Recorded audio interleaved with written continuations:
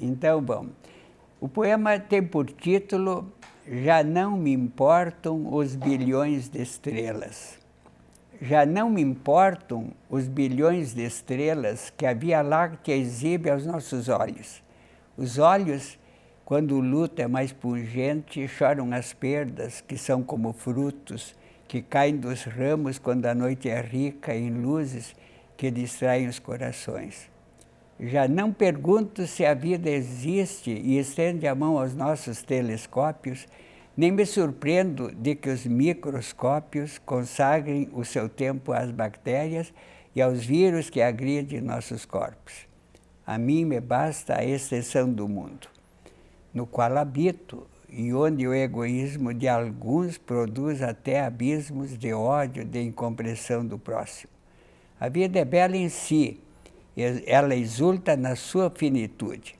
O seu segredo, somente o amor decifra quando os corpos se entregam um ao outro no instante em que a solidão gera uma rosa que evoca em suas pétalas aquilo que esteve no Big Bang imaginado. Encanto-me com todas as ciências no que elas têm de hipóteses sublimes e de buquês de sonhos projetados. Mas o que mais me encanta é ver no Sol, não o que ele é, se atomizado, e sim o fato de ele a cada dia suceder a uma aurora anunciadora e nos trazer tesouros de alegria. O coração do homem, ainda quando se eleva aos espaços estelares, não deixa de pensar numa mulher que pode amar, ou num querido amigo com quem possa vencer a cruel morte. A vida sempre engana os cientistas que a sonham atrelar às suas conquistas. A vida, que parece ser palpável, diverte-os com sua cauda inacessível de elegância, de coisa pequenina. Em seu mistério, ela é tão forte que tem em si o antídoto da morte. A mim me basta ver seu esplendor num animal dormindo, numa flor e, sobretudo, num frágil bebê que só respira e pouco ou nada vê.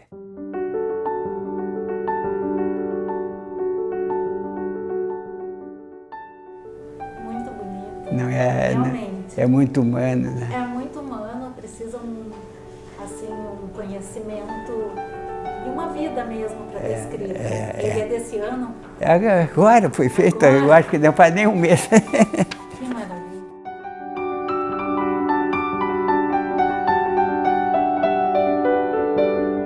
Eu queria aproveitar e fazer uma introdução. Eu sei que o começo foi através da poesia, mas uma mínima fala minha. Sim. De agradecer que aceitou o meu convite. Com todo o prazer. Para essa conversa e lembrar os tempos das aulas. Sua aluna, era disciplina de História da Arte. Todo mundo gostava, né? E eu acredito que tenha sido no ano de 84, 1984, quase quando eu me aposentei. Em 86 eu deixei de dar, viu? Não, deixei de dar só lá na faculdade, porque aí eu passei para pós-graduação. E eu lembro, apesar desses já 27, 28 anos atrás, eu lembro daquelas tardes com a sala escura e os slides passando e um universo sobre arte assim se revelando. E queria deixar dito que o estudo da arte sempre foi uma situação contínua. É verdade. Lembro desse momento e até hoje eu sigo estudando. Mas à tua disposição. Eu estava ali agradecendo e dizendo que eu li o seu livro, A Dança do Sozinho. Eu trouxe também. Eu trouxe um exemplar aqui. E outros ensaios de estética e literatura.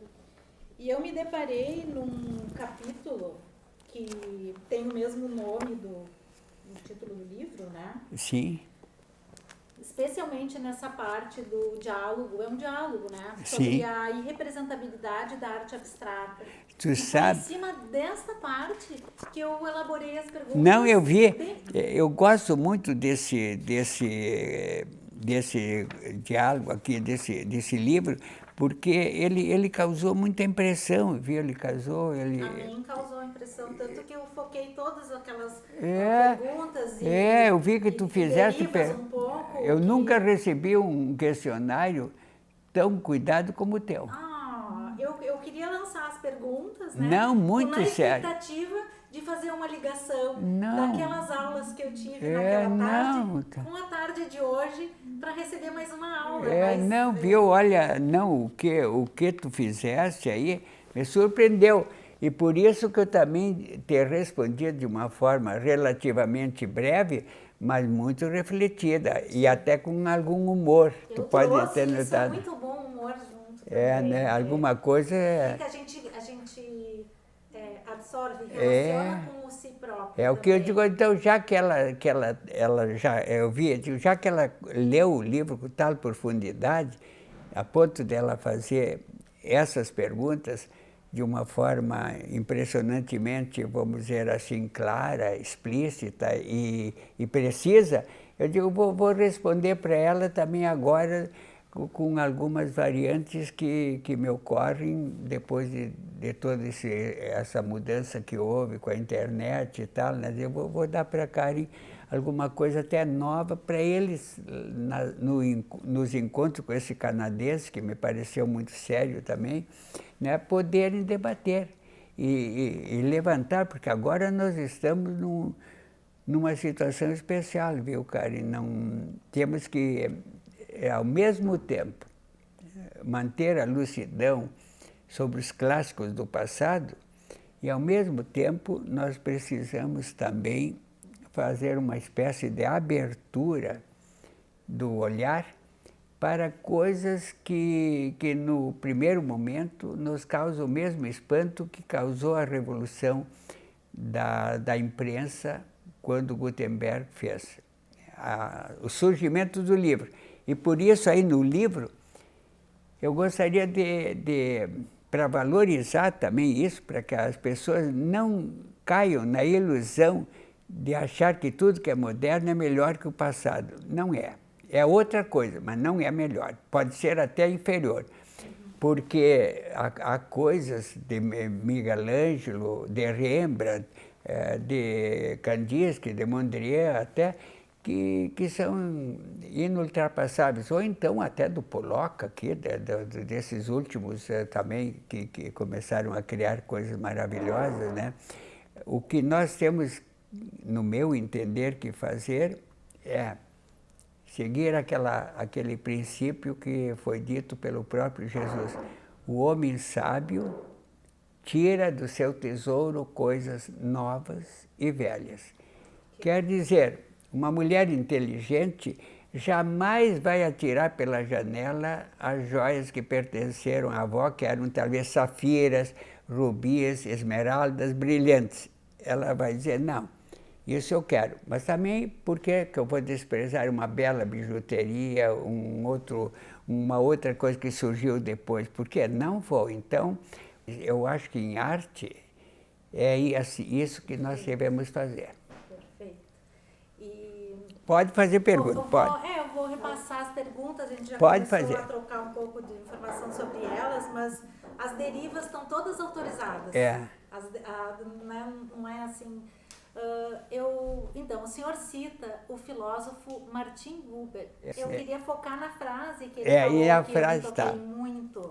Pode dizer. Que diz, o mundo de Einstein pode ser pensado, mas não representado. O homem que o pensa já não vive realmente nele. Hoje há cada vez mais um incremento, agora eu colocando, né, de aparelhos científicos, alta tecnologia. Cada vez mais o homem acessa mais profundamente os extremos, desde o mundo microscópico até o macroscópico. Perfeito. O que o senhor entende, então, que a humanidade estaria cada vez mais mergulhada num mundo de imagens abstratas? É um grande problema isso aí, por exemplo. Ontem de noite eu assisti ao primeiro episódio do Cosmos feito para a televisão.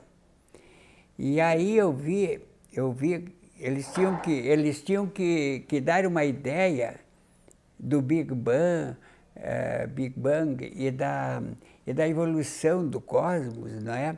E eu fiquei observando todo o tempo, não é?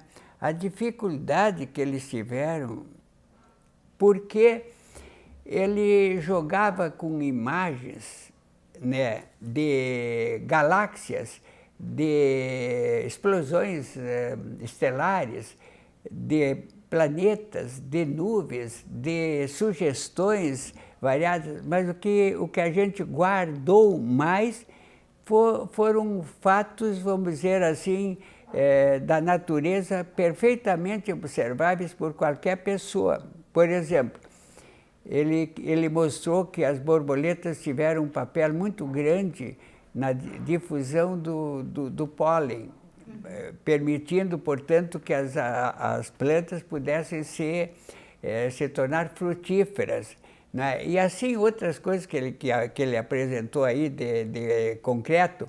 E eu fiquei pensando o seguinte, justamente, o universo, ele citou Einstein, veio a foto de Einstein, a figura dele, mas a teoria da relatividade, não é? De certa maneira, não está ao alcance visual das pessoas. É uma fórmula matemática, né? Aquele MVC no quadrado, uma coisa assim, né? MC no quadrado, não sei como é que é matéria, mas não sei. Mas é uma coisa que eu duvido que qualquer pessoa, vamos dizer, culta, normal, consiga entender. Aquilo é um negócio para astrofísico, para grande matemático, para o colega dele, Max Planck, que depois iria formular aquela questão dos quanta, etc. e tal, mas não é passível de representação facilmente plástica. Claro que, de repente, o que eles fizeram, por exemplo, no oratório musical do Haydn, A Criação, eles praticamente, com a música, não é? Eles apanharam as figuras da criação que aparece do juízo final de Miguel Ângelo e alternaram com digamos, expedientes, com técnicas, digamos assim, de visualidade cinematográfica e outras. Eles tentaram dar, digamos assim, uma aparência do que podia ser, não é, uma criação no espaço e no tempo, porque na realidade o espaço e o tempo não é, são criações, são produções do Big Bang, né? Aqui o senhor escreveu então, que Sagan teve que admitir que o planeta Terra é único, habitado por seres que têm consciência de si e dos outros. Tu queres saber isso aqui? Acontece que o cosmos em termos de espaço-tempo é incompreensível para um cidadão normal. É verdade, ele diz aqui, né? Isso aí, né? Ele procurou, inclusive, aqui nesse livro dele, não é? Ele procurou, digamos assim, tornar cabível uma resposta como essa, né? Que nós somos filhos do cosmos, nós somos vistos de uma estrela, nós não passamos de um relâmpago.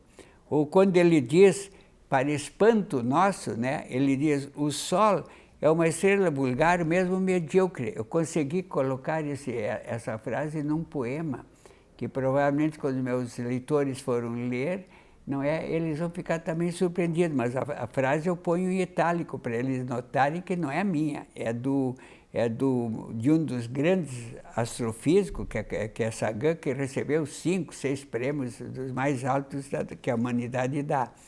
Aí quando ele diz, por exemplo, um carvalho e eu somos feitos da mesma matéria, aqui nós temos um exemplo típico de duas coisas. Primeiro, que ele tenta tornar o mundo de Einstein,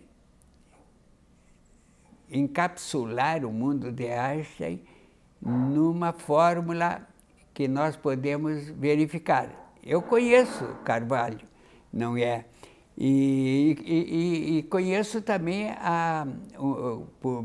mesmo não sendo narcisista, conheço também a minha própria representação, a representação do meu corpo.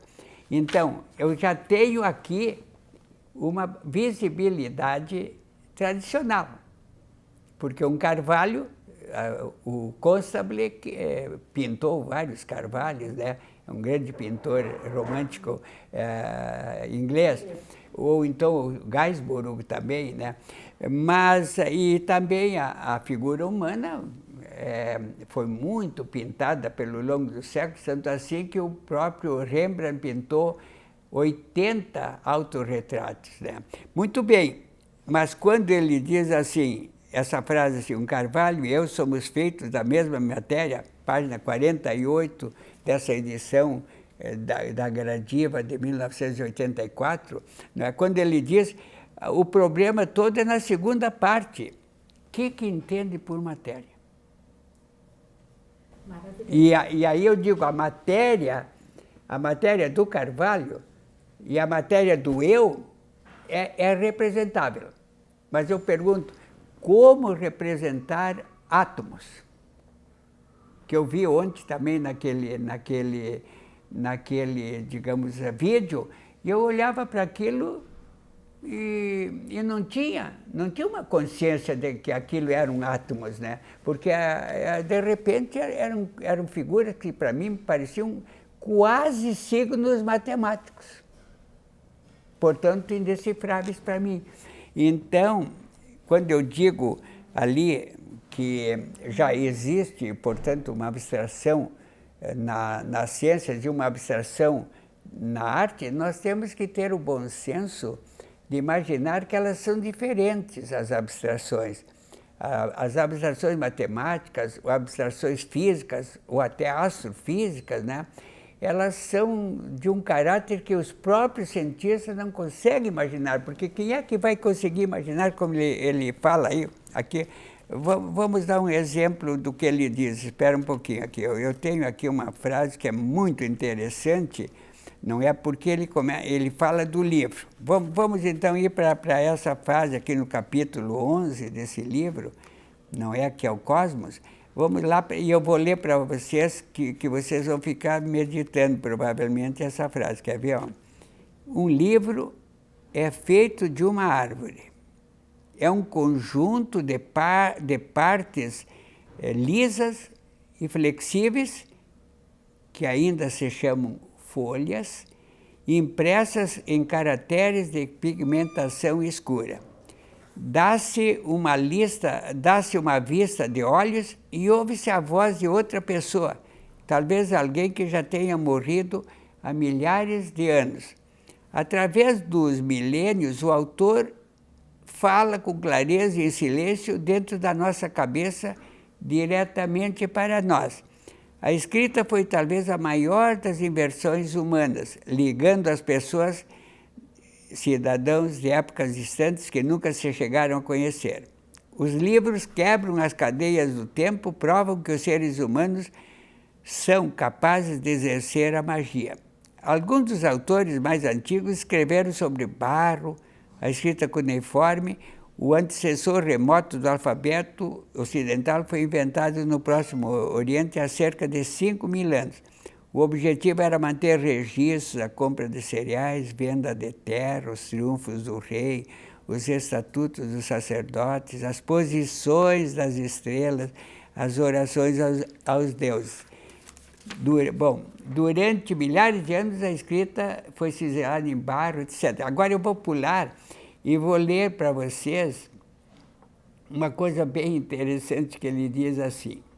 As grandes bibliotecas do mundo contêm milhões de volumes, o equivalente a cerca de 10, seguido por 14 zeros, né? 10, eles botam 10 e em cima, bem pequenininho, 14 bytes de informação em palavras e talvez 10, e ali botam em cima 15 bytes em gravuras. Isso é, 10.000 vezes mais informação do que nos nossos genes e talvez 10 vezes mais do que nos nossos cérebros. Se concluirmos um livro por semana, vamos ter apenas alguns milhares de livros na nossa vida, cerca de 1/10 de uma percentagem dos conteúdos das maiores bibliotecas da nossa época.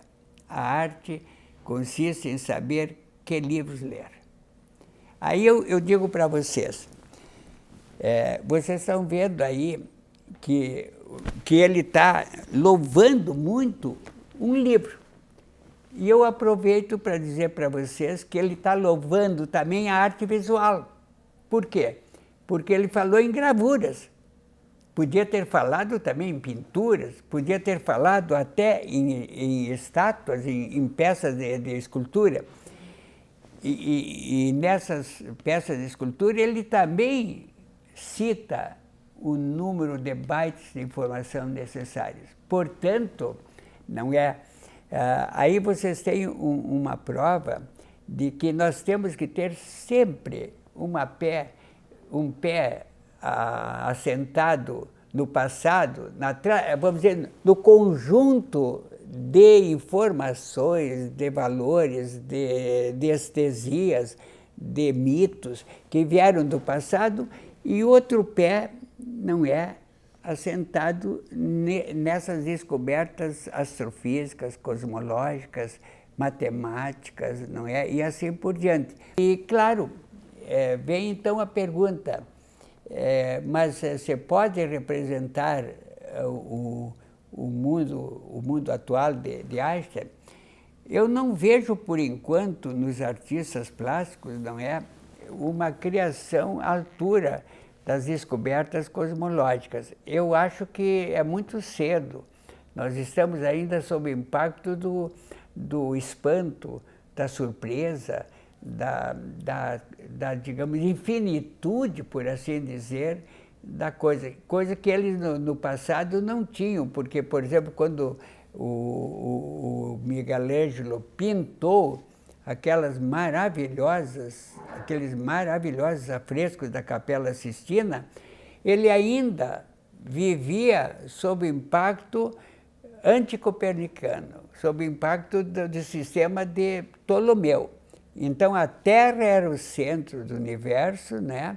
E por isso também, então, as referências aos profetas, aos autores do Antigo Testamento e ao Gênesis, né, que é um poema que as pessoas no início não descobriram isso logo e tentavam interpretar erradamente o Gênesis como se fosse um relato histórico, um relato científico, vamos dizer assim, da criação do mundo. Não é. Ele é um relato poético. Mas agora, voltando à tua pergunta básica, não é? É possível, nas artes visuais, representar o mundo de Einstein? Talvez, é uma porta que eu deixo aberta, talvez pela arte abstrata. Pela arte abstrata, assim, como já os sinais, vamos dizer assim, matemáticos já são abstratos, né? Eu, às vezes, eu tenho tal gosto pela arte visual e pela arte abstrata também, que eu, às vezes, até me divirto olhando os simples sinais matemáticos que eu encontro nesses livros de cosmologia, porque depois da Bíblia, os livros que eu mais tenho, as pessoas nunca imaginariam isso num poeta, né? São os livros sobre música, outra arte, como expressar, pelo amor de Deus, como expressar uma música em termos verbais. Não é? E por isso dificilmente. E eu pergunto então também, né? Eu tenho depois eu tinha mais de 100 livros sobre história da ciência, sempre gostei, sempre adorei. Agora, quando eu fui querer entender as equações, 4 equações de James Clerk Maxwell, que foi o cara que desbravou todo o campo eletromagnético, né? Fez a junção do magnetismo com a eletricidade e com isso abriu o campo para toda espécie de raios gama, raios X e assim por diante, raios Hertz, as ondas hertzianas e tudo aí, e que, portanto, possibilitou a Einstein de formular a teoria da relatividade. E como Maxwell era um homem profundamente crente, casualmente cristão, não é? Quando eu fui tentar compreender o sentido das 4 equações dele, explicadas pelo American Scientific, daquela revista, e outros livros que eu li, não consegui entender. Não consegui entender nem sequer a verbalização das equações. Imaginem vocês agora entender que alguém pudesse, digamos assim, visualizar isso, porque lá pelas tantas ele diz o seguinte, que isso eu pus num poema dedicado a Maxwell. O que ele disse? Ele disse que a mesma lei que rege as moléculas do céu, do cosmos, são as mesmas que regem qualquer coisa na Terra. Então, eu achei aquilo tão lindo, porque ele já dava um sentido metafísico àquilo. Ele dizia que Deus ordenou o mundo com plena consciência de que esse mundo era um universo, quer dizer, um mundo que tendia para uma certa unidade. Tá? Agora, representar isso, o nosso querido Miguel Ângelo, com aquele gesto que a gente vê lá na Capela Sistina, com os braços do Criador, não é? E depois, quando ele para mostrar que o homem, digamos assim, tem uma centelha divina, aí sim, via evolução, porque aquela imagem que a gente vê lá, de Deus com o dedo em Adão, isso sim que é uma coisa genial em artes plásticas. Ele conseguiu, não é, sugerir a entrada de uma alma espiritual no homem. Então, por que não é possível, de repente, por meios muito sutis, porque não é possível que a arte visual chegue a representar o Big Bang, uma coisa assim, né? Então, isso me leva àquela afirmação que eu fazia desde o início, não atirem pela janela os rubis, as safiras, os topázes, os diamantes, os brilhantes da arte do passado, da arte que os homens nos deixaram. Tentem, dentro dessa arte, descobrir estímulos para representar, para visualizar o que ainda é invisualizável. Por isso, a minha afirmação, talvez eu devesse introduzir no meu texto uma pequena variante que seria assim: a arte visual, por enquanto, não representou e talvez nem consiga representar, mesmo levando em consideração a arte abstrata, o mundo de Einstein. Tem um trecho nesse capítulo que colocas assim, sobre alguns aspectos, o artista imita o mundo da ciência. O artista? Imita o mundo da ciência. Isso me pegou. Sobre alguns aspectos, imita o mundo? O artista, sobre alguns aspectos, imita o mundo da ciência. Sim. E aí que eu queria tentar ver se eu teria algum exemplo ou explicar ao que isso estaria... como eu estou tentando olhar para a arte abstrata e também sobre essa situação do mundo que pode ser pensado, não pode ser representado, como a ligação do artista e o... Pois é, eu acho, viu, Eu acho que então aqui vai ficar melhor ainda ilustrado isso aqui por um texto do grande, um dos pioneiros famosos da neurociência. Vou dar um exemplo dele aqui, que ele fez aqui, que eu achei muito interessante, e vamos fazer um comentário sobre isso. Bom, primeiro vou ler um trechinho de Johannes Kepler, 1571, que é um dos mais famosos astrônomos do mundo, que ele abriu um caminho que ainda hoje é considerado pioneiro e que é muito valorizado pelo Carl Sagan. Ele diz que o primeiro astrofísico que existiu foi o Kepler. Aqui na página 91, não é? Vamos então, como estamos falando de ciência, vamos pegar coisas concretas, né? Então, olha aqui, na página 41, não é? Eu vou ler o que ele diz. Newton era muito cioso das suas descobertas e competia ferozmente com seus colegas cientistas. Achava natural ter publicado a sua lei do inverso do quadrado 10 ou 20 anos depois de a ter descoberto. Mas, perante a grandiosidade e a complexidade da natureza, ficava, tal como Ptolomeu e Kepler, extasiado e extremamente modesto. Eu entendi aqui que eu estou vendo agora que isso que ele atribui agora ao próprio Newton, porque eu pensei que aqui fosse mais para Kepler, né? Fiquei em dúvida, porque diz assim, mas perante a grandiosidade e complexidade, ficava tal como Kepler, extasiado e extremamente modesto. Antes de morrer, ele escreveu, eu suponho que ele esteja ainda falando de Newton, tenho dúvida se é ou Newton ou Kepler. Ele diz o seguinte, não sei o que pareço ao mundo.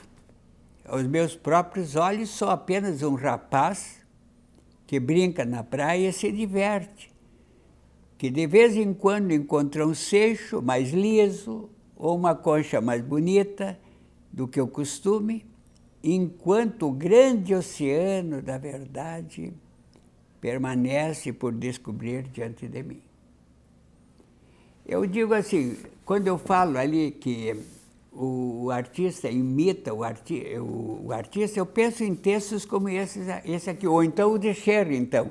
O de Sherrington, que talvez ainda mais, na página 320, ainda é mais significativo, talvez, assim, olha aqui, porque todo mundo faz a experiência, olha aqui, de manhã, quem de nós não faz uma experiência quando levanta da cama? Eu até hoje fiz essa experiência.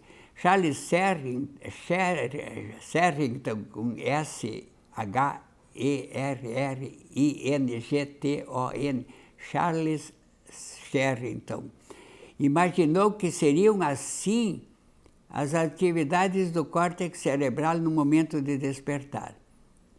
O córtex converge agora num campo cintilante de pontos muito brilhantes, com cadeias e centelhas móveis que se apressam nesta e naquela direção. O cérebro desperta e, ao mesmo tempo, o espírito regressa. É como se a Via Láctea entrasse numa espécie de dança cósmica. Rapidamente, o córtex torna-se um tear encantado, onde milhões de lançadeiras brilhantes tecem um padrão desagregado, sempre com sentido, mas nunca permanente. Uma harmonia alternante de subpadrões. Agora, à medida que se ergue o corpo que desperta, os subpadrões dessa grande harmonia de atividade distendem-se até os limites sem luz do cérebro inferior. Cadeias de centelhas brilhantes e móveis engrenam nos seus laços. Isto quer dizer que o corpo está de pé e se ergue para despertar, fazer face ao seu dia. Se os cientistas já recorrem à poesia, como vocês estão vendo, para expressar esses sentimentos, é porque existe uma possibilidade, através da arte, de sugerir esse mundo que, por enquanto, permanece ainda irrepresentável. Então, o artista, no meu entender, deve fazer o que fez Sherrington, o que fez Newton, deve procurar símbolos que são acessíveis aos seres humanos, não é? E deve sugerir aquilo que a gente não compreende. Porque eu acho que entre a sugestão e a compreensão científica existe um certo mundo, uma certa distância. O artista não é obrigado a chegar à compreensão, como eu não me sinto frustrado, em parte sim, mas pelo meu lado científico, vamos dizer assim, por não ter entendido as equações eletromagnéticas que digamos, assinalaram a junção do magnetismo com a eletricidade, que até então se mantinham em polos opostos. Eu não tenho compreensão para entender cientificamente, mas, de repente, por meio dessas associações assim, visuais de outras formas da natureza, eu chego a uma sugestão que até pode me despertar sentimentos altíssimos de emoção, de respeito, de, digamos assim, quase adoração, até se o cara é religioso, em todo caso, sem dúvida, de sensações e sentimentos estéticos. Acho que abrir esse lugar seria dar ao outro a oportunidade de perceber. Talvez não responder ou abrir, como eu gostei tanto que lhe fiz perguntas.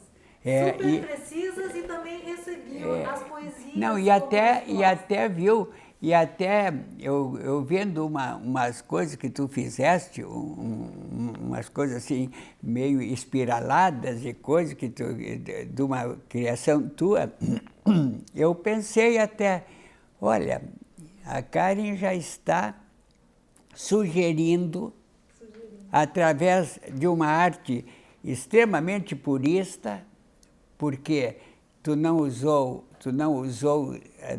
propriamente figuras humanas, com sempre esse colonialismo iconográfico, como alguém chamou, com humor, não é? Quase como se não se pode representar nada sem que o homem apareça.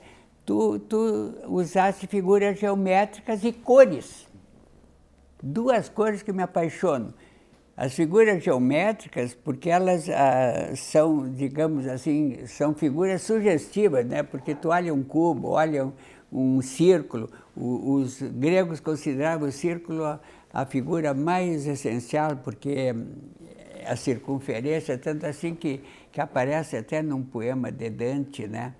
Onde ele fala que a circunferência, mais ou menos assim, é a base da intelecção mais alta que a gente pode ter, né? Quer dizer, porque aí, então, enquanto que as outras figuras são quadrados, a figura do círculo, ela fica girando quase como se espirais fosse e não terminasse mais. Sugere até o infinito, né? É muito cedo para um artista agora fazer uma síntese dessas imensas descobertas aí, como dos astrofísicos. Isso aí são frutos de radiotransmissores. Eu estava vendo aí, o Sagan explica de um Arecibo, um dos grandes centros de transmissores para o infinito, mas diz que certas coisas vão chegar a transmitir dados daqui 4 anos, ou daqui 40 anos, ele chega a falar que eles mandaram para o espaço, né? Então, o artista não precisa ficar à espera disso, ele pode, pela imaginação, ir sugerindo coisas lindas, coisas maravilhosas, né? Nós não devemos ficar também espantados por essas quantidades assim, digamos, fantásticas, não é? Nós não podemos imaginar que alguém dizia que depois de não sei se 1 milhão, já a mente humana não é capaz de figurar, não é o que vem atrás. Então, imagina se nós vamos dar atenção a esses bytes aí, de informação que são um número seguido de 14 zeros, 15 zeros. Né? Então, é preciso agora que tanto os artistas plásticos, como também eu como poeta, né? Por isso que eu me pus a tentar escrever poesia, eu digo assim, mas eu não preciso ter a ciência deles, eu preciso ter a consciência minha de que isso é uma coisa sensacional, majestosa, imensa, e sentir a minha pequenez também no cosmos, mas a minha pequenez é maior do que um desses sóis que anda por aí, porque o Sol não tem a mínima consciência e nós temos consciência. Eu posso relacionar com outro trecho do livro. Sim. Que o senhor escreve que as imagens passaram a ser precárias. Talvez esse grande número de zeros, por exemplo, talvez se relacionando a isso, né?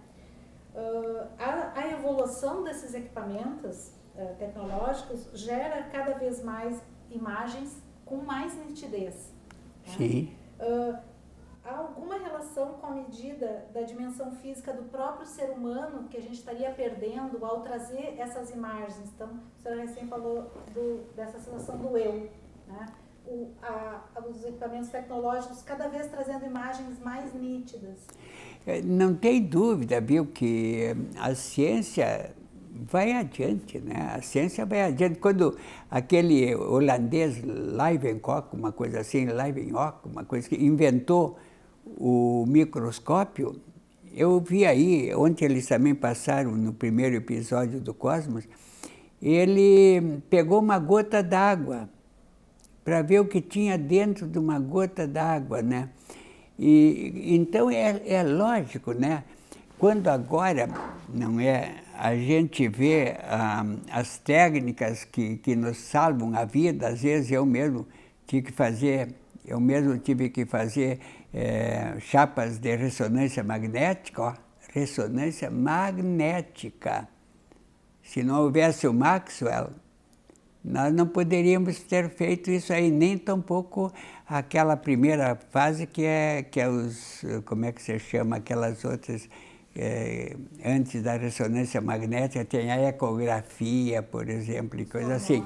Bom, não tem dúvida, não é, que o próprio Pascal, que é de 1650 por aí, o grande físico, né, ele já naquela época, ele falava, o silêncio desses espaços infinitos me deixa pasmo, me deixa, digamos, desconcertado, né? Perfeito. A ciência vai fazendo seus caminhos, não é? Então, não tem dúvida, ela gera fatos hoje que é impressionante. Por exemplo, a ressonância magnética revela pequenos nódulos. Eu fiz por causa também de uns nódulos na próstata que foi operado depois, não é? E impossíveis de serem detectados antigamente, não é? Então, isso é a descoberta dos cientistas, por isso os cientistas são irmãos dos artistas. Eu noto que muitos deles já são artistas do que escrevem, quer dizer, já estão se dando conta de que a simples manipulação dos instrumentos não basta, que eles têm que engajar aí a inteligência deles e às vezes a imaginação, hein? Porque eu li bastante sobre a descoberta da dupla hélice, né? Mas a descoberta da dupla hélice sem uma mulher que estava atuando lá, né, nos cristais, não teria sido possível. Não teriam descoberto uma coisa biológica se primeiro não tivessem se dado conta de certos mistérios que havia nos cristais. Essa mulher era uma cristalógrafa, né? Então, tudo está ligado nesse mundo, viu? Tudo está ligado. Então, de repente, não é? Pode ser até que, lendo um poema, o cientista tem uma ideia, mas olha aqui, isso aqui pode ficar assim.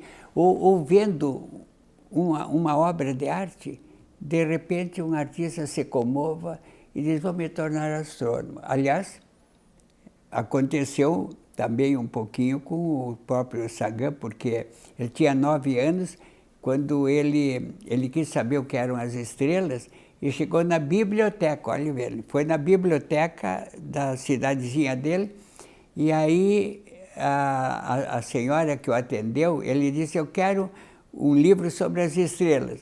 O que a senhora imaginou num menino, um gurizinho de 9 anos? Não, ele está falando de uma estrela de cinema, de um astro de cinema. E a senhora apareceu com um livro, com um álbum de Gable, de pessoas, artistas, que eu não guardei o nome por serem ingleses, de artistas ingleses da época. Aí ele disse, não é isso, eu quero das estrelas mesmo. Aí ela foi buscar, né, o negócio das estrelas. Eu achei isso aí muito bom, porque aquele menino que olhou para aqueles pontinhos lá em cima, ficou surpreendido, começou a querer saber o que eram as estrelas, não é? Porque os adultos diziam, é isso, são pontinhos luminosos e tal, assim, coisas desse tipo. Não, ele queria mais. Se tornou um dos maiores astrofísicos da humanidade. Então, eu penso assim, um pouco de humildade, viu, e um pouco de humor pode levar o artista também atual, viu, que eu noto que está num desânimo, sobretudo o artista plástico, eu noto, está bastante desanimado, porque o público também, apressadamente deixou de apreciar, por exemplo, eu acho maravilhoso, uma pintura, por exemplo, de El Greco, uma pintura de Rembrandt, né? Quem é que não aprecia uma pintura de Rembrandt? Uma natureza morta. O que está faltando é levar o país àquilo que o Mário de Andrade chamava uma linguagem pensamenteada, né? Pensamenteada, quer dizer, que as pessoas pudessem ter mais, digamos, intelecção, mais compreensão das coisas e também mais sentido artístico, porque a sensibilidade das pessoas pode ser estimulada, pode, não é? Tem um trecho no livro que o senhor escreveu que conversa com essas colocações. Os olhos guardam a perene nostalgia do que já viram. Por mais abstratos que sejam, eles foram feitos para ver a epiderme das coisas. Dando o meu depoimento, vejo que o público que frui arte faz interpretações às vezes muito longe da intenção do artista. Estaríamos cada vez mais distante do entendimento da arte. Pois é, vou dar um exemplo para vocês. Eu estou atualmente fazendo 2 experiências curiosas. Bom, a primeira experiência foi um amigo meu, jornalista, que publicava aqui em Porto Alegre a revista Programa. A revista Programa é uma espécie de Ici Paris, aqui Paris, né? Só que aqui em Porto Alegre, durante mais de 30 anos. Aí, agora, de repente, eles descobriram, o público ficou surpreendido com aquelas fitas vermelhas que unem lá no centro da cidade um edifício a outro. Aí, o Aires Cerruti, que é esse jornalista, não é com quem eu me encontro na livraria Érico Veríssimo, onde eu vou buscar livros para ler, coisa assim, ele me disse, Trevisan, tu aceitas fazer uma gravação como agora tu estás fazendo? Tu aceitas fazer uma gravação de 1 minuto, ou 2 minutos, para tu explicares o que tu entendes por essas fitas, performances que foram feitas lá no centro da cidade. Por que eu digo Cerruti? O que houve? Não, é que eu andei fazendo uma investigação, uma sondagem por aí, E umas pessoas não entenderam coisa nenhuma, outras disseram que aquilo é puro chamativo, que não tem graça nenhuma, outras ficaram mais pensativas, etc. Qual é a sua opinião, professor? Aí eu disse para ele, né, dentro desses 2 minutos, eu disse mais ou menos isso: olha, o artista está interessado em surpreender, vamos dizer, espaços não ocupados da sensibilidade das pessoas. Todos nós temos terrenos baldios de sensibilidade. E com a grande vantagem que não pagamos impostos, porque senão estaríamos numa pobreza ainda maior. Bom, e então o artista, ele quer chamar a atenção que está havendo uma Bienal aqui, quer que as pessoas tomem um mínimo de conhecimento disso aí. Então ele bolou essa ideia de ligar os edifícios aqui por meio de fitas de cores diferentes, chamativas, né, que até podem ser iluminadas de noite, aí, então ainda melhor, não é? E com isso provocar uma surpresa nas pessoas. Mas isso não vamos pensar que é só desses artistas agora que estão aí. Isso aí já começou com um artista chamado Cristo, C-H-R, tá? Cristo, que é um búlgaro, que ficou impressionado com as experiências da infância dele, que os pais eram agricultores, e ele via aquelas medas, aquelas, vamos dizer assim, montes de palha que ficavam nos campos, para depois serem aproveitados pelos animais. E ele, pensando nisso, ele disse, mas tem que ter uma forma para sacudir um pouco a inércia das pessoas, a inércia estética das pessoas. Aí ele pensou em embalagens, começou com aquilo, mas depois pensou em fazer embalagem. Então, de repente, pega uma coisa que está muito em evidência aí numa cidade e tapa aquilo com uma embalagem de plástico, por exemplo, né? A pessoa que chega lá, o que é isso aí? O que houve aqui? Por que estão fazendo isso, etc. E tal. Como se aqui a gente embalasse, por exemplo, a imagem do gaúcho lá perto do aeroporto, ou outras imagens assim.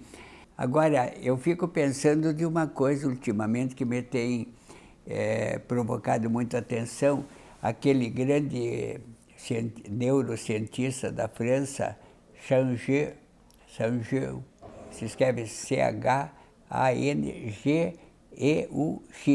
Ele é autor de um livro muito importante chamado O Homem Neuronal.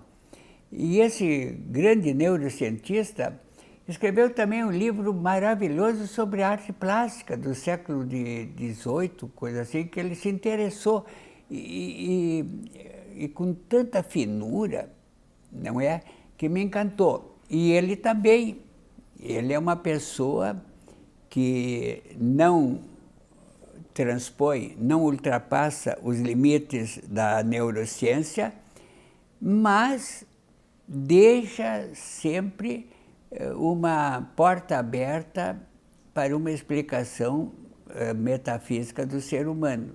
Ou seja, o grande problema que a neurociência não pode resolver é o problema de que se nós temos algum princípio espiritual ou não. A ciência não pode dizer isso porque o método científico tem que ter uma prova concreta. Tem que ter uma prova concreta, tem que ter uma chapa, qualquer coisa. Ou então, mas tu não pode afirmar. E a gente vê que desde o início da humanidade, né, a humanidade sempre teve uma espécie de consciência de que há algo no ser humano que ultrapassa o mundo físico. Para compreender a arte contemporânea, vejo necessário o aprofundamento em cada pesquisa ou prática artística, o eu de cada artista, né? Revelando a importância para as poéticas individuais de cada um. Seria esta a dança do sozinho que se refere o título do livro? O título do livro, viu, Karen, vem do seguinte: o Mondrian dançava sozinho, ele era solteiro e tal, e gostava de dançar sozinho. Então eu achei muito curioso, porque um dos pais da arte abstrata foi ele, não é? E tem qualquer coisa de misterioso no fato de que ele começou pintando uma igrejinha numa ilha, não é? Eu projetava nas minhas aulas, não sei se tu te lembra, aquelas igrejas que o Mondrian pintou. Ele pegou uma igreja rural e foi, digamos, reduzindo essa igreja cada vez mais. Quando chegou no final, não é? A gente encontrava isso, eu me lembro, num autor que dedicou um livro a ele, Seu For sobre arte abstrata, C-U-P-H-O-R, que era um autor, e ele mostrava, primeiro, todo o trabalho, foram em 2 anos, creio, que ele ficou fazendo isso aí. Quando chegou no fim, ele chegou a uma realização absolutamente abstrata. Mas a gente se vê toda, vamos dizer, a evolução das imagens, tu chegas no fim e entende. Ah, mas olha aqui, ele começou daqui, tirou isso aqui, foi atenuando aqui e tal. E no fim ele manteve só as linhas e reduziu as linhas a três, digamos, cores básicas, vermelho, né? Vermelho, amarelo e azul, acho uma coisa assim. E como o senhor entende a situação? Mesmo não existindo um consenso do que é arte, seria algo, então, positivo para que haja mudanças constantes e evolução nos processos da criação humana? Mesmo com essa contradição de que, se não há consenso, há um indivíduo que estará, cada um, explorando as suas próprias conexões. Isso faz com que, então, tenhamos uma evolução, estaremos sempre modificando. Tu está, no fundo, levantando a questão maravilhosa de que um artista bem realizado, ele consegue ter uma poética especial. E nesse ponto, eu dou razão também ao Cabral de Melo Neto, que sustentava também isso. Ele dizia: não dá para discutir a poesia genérica. Cada autor tem uma forma especial de abordar aquele mesmo tema. Se tu dás, por exemplo, aí, essa palavra, vocês têm que compor um poema sobre uma rosa.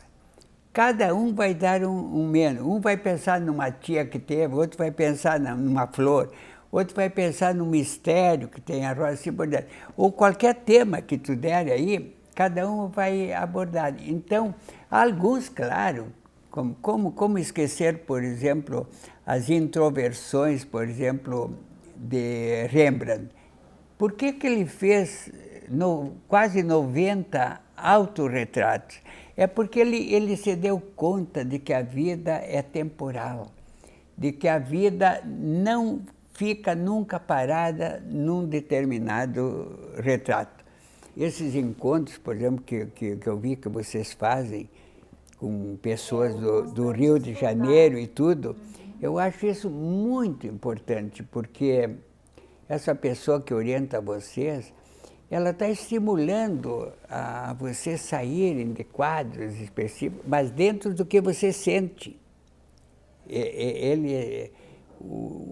O orientador, sair da sua caverna. Ele tem a possibilidade de estimular. Ele talvez não pode querer mudar a direção, outras coisas que são coisas que dependem da infância, da educação, da etnia, da religião, etc. e tal. Mas eu acho que é por aí que nós vamos nos recuperar dessa situação de perplexidade que nos causou a descoberta da informática, né? Nós estamos ainda meio bêbados da informática. Então, temos que passar essa fase, vamos dizer, seja de encantamento total, seja de afastamento, de recusa a isso, e temos que devagar ir assimilando os meios de compreender esse fato novo e de poetizá-lo, de expressá-lo também através dos nossos meios visuais, né? Estamos num excesso de imagens, um excesso, e a edição, que a escolha está cada vez ficando um pouco mais difícil. Eu ia lhe pedir para fazer um fechamento com um dos poemas que o senhor me mandou, A Memória de Carl Sagan. Vamos fazer, faria a leitura para nós? Vamos fazer então, vamos fazer a leitura disso aqui. A Memória de Carl Sagan. Feliz momento quando o coração se reúne a sós consigo e saboreia a liberdade de escolher aquilo que ele quer, o que ele abomina. É a hora em que a luz o ilumina e sobre ele desce a lucidez. O coração mergulha em seu ser e apalpa, assombrado, sua nudez, que o enfrenta com o nada de onde veio.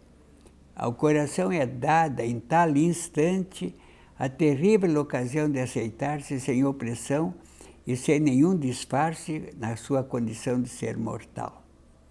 É a hora em que o jogo é tudo ou nada. No alto estão os astros e as estrelas. No espaço, o ilimitado e o polegar. No tempo, o que cansa e não sacia. Já não se põe um freio à fantasia, acima dela e acima da ciência, acende-se uma lâmpada, a consciência. É seu fulgor que impele a criatura a buscar seu favor onde estiver, tanto no doce seio da mulher, como nas mil delícias da invenção. Ao contemplar a flama de uma rosa, ou o voo de uma tênue andorinha, a alma do cientista vê sozinha que tudo é ganância de infinito, que sobra de seus finos utensílios, senão o feixe triste dos exílios e a sensação de pseudo-onipotência, a um momento em que a própria vida exige do usuário a explicação de sua sempre urgente despedida. Mortal, penetra onde tua mente pode sorver um gole de absurdo. Verás que o cientista vê também que, além de si, a vida se entremostra perfeitamente límpida e nua, como um relâmpago na escuridão. Feliz de quem se curva ao mistério e aceita encontrar no coração a resposta que não achou nas coisas. Feliz de quem, num frêmito de amor, avista um horizonte além de tudo, porém não fica triste. Antes, mudo, enaltece o que surgiu além do cosmos, sabendo que a respiração do homem é testemunho de sua inconclusão. A vida é esperança, mas não diz até onde pode o homem ser feliz.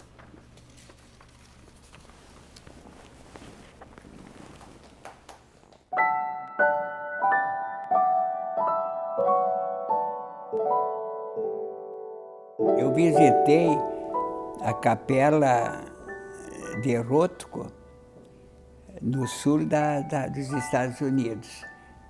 Eu adoro Rothko, porque Rothko tem aquelas superfícies grandes de luz, às vezes um vermelho que acaba no fim como meio esfarrapado, assim. Eu adoro aquilo, né?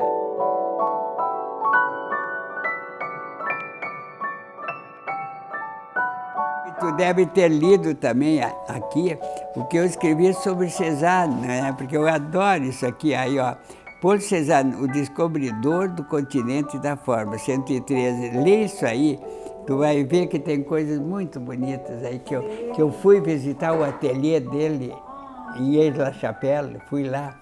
Depois fui subir, levei todo o grupo que comigo, eu fiz 3 viagens, 2010, 2012, 2014, com 30, 28, 25 pessoas, absolutamente interessados em arte. Então, eu levei eles a ver, por exemplo, o ateliê de Cézanne, mas depois nós pegamos e subimos até lá em cima, onde ele ia, e tinha lá um fogão elementar, onde ele cozinhava, viu, batatas na água e tinha azeite de oliva. Era tudo que ele comia lá em cima.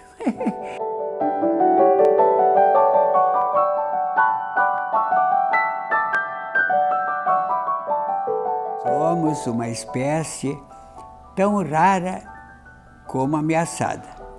Cada um de nós, do ponto de vista cósmico, é precioso. Se um ser humano discorda de vocês, deixe-no viver. Nos 100 mil milhões de galáxias não encontrarão outro. Isso dito por um astrofísico desse nível, que passou horas debaixo daqueles telescópios e ele fez também outros cursos aí. É uma coisa que nós devemos levar a sério, né?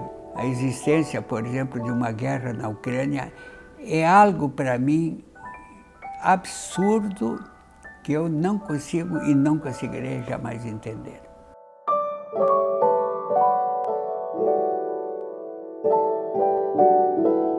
De repente vem uma senhora muito bonita, para dizer a verdade, não é? Bem vestida, também outra coisa que eu aprecio, porque é estético também, não é preciso que exagere e tudo.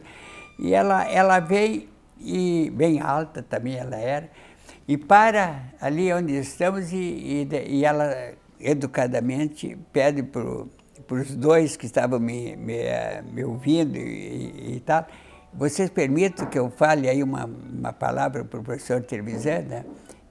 Os dois disseram, sim, claro, e tudo, né?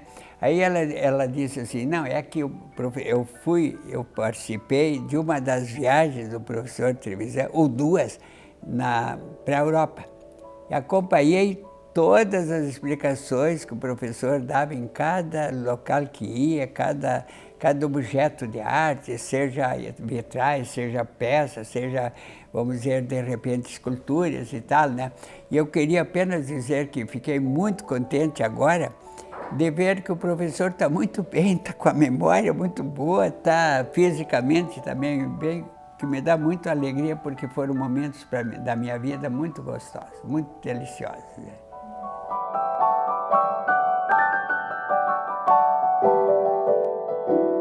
Nos primeiros versos que eu pus nesse poema dedicado à bicicleta, eu falei que se alguém quer ter um pouco de voo debaixo dos pés, quando a bicicleta ela chega a atingir uma certa velocidade, né, a gente parece que está voando um pouco, né?